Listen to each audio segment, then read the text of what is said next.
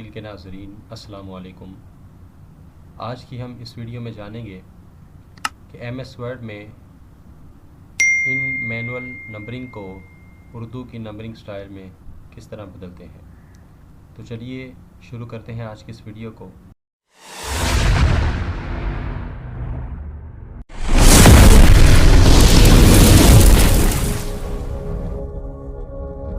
तो जैसा कि ये हमारे पास एक फ़ाइल है, अगर हम यहाँ पर नंबर लिखें तो ये मैनुअल स्टाइल में हमारे सामने नमूदार हो रहे हैं।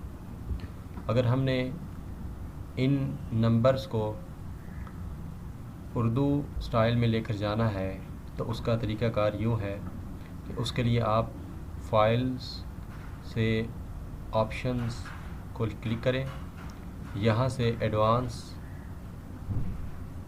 और यहाँ पर आपने शो डॉक्यूमेंट्स कंटेंट तलाश करना है और इसके बाद यहाँ से इसको हिंदी ऑप्शन सेलेक्ट कर लें। ओके किया तो आप देख सकते हैं कि हमारा ये स्टाइल जो है उर्दू में नंबरिंग स्टाइल आ चुका है। उम्मीद है आज की ये वीडियो आपके लिए काफ़ी फ़ायदेमंद रहेगी। अस्सलाम वालेकुम।